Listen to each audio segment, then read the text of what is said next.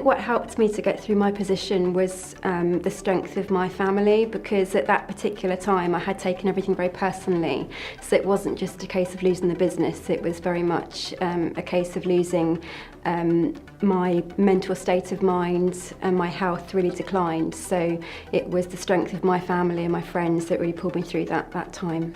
I was fortunate really in having a very close support network from friends and from family members who were there throughout all of the adversity experience, but most particularly I leaned on mentors, so people that I knew through professional networks, who had been there throughout most of my career and perhaps in their own walks of life had experienced something similar to myself, but were more senior and therefore could guide me through this period of turbulence, I suppose you could call it. Well, I guess I was one of the fortunate people. I said it was time to step down. I guess the writing was on the wall and I was treated extremely well, and you have to contrast that with the people that are there at the end who kind of left with the minimum rewards that are available. So in some ways I was very well treated, but I think it was a painful time, because when you leave you recognise, hang on, that's failure.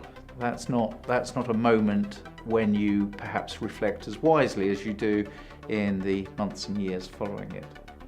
The question I asked myself over and again was, should I have done more due diligence before I joined the business? And actually it's kind of difficult, because in many ways Woolworths did have some very talented people in the business and indeed in the boardroom.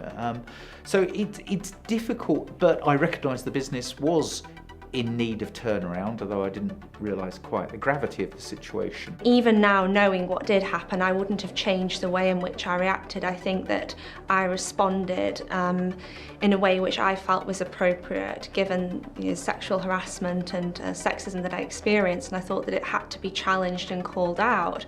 And so in sort of taking that stand, there's nothing that I would have changed, and speaking out then subsequently against the backlash through the media that I experienced and through Twitter and emails and so forth, I think that I'm pleased that I did respond in the way that I did, instead of perhaps taking a back seat and going into hiding, as I know some have.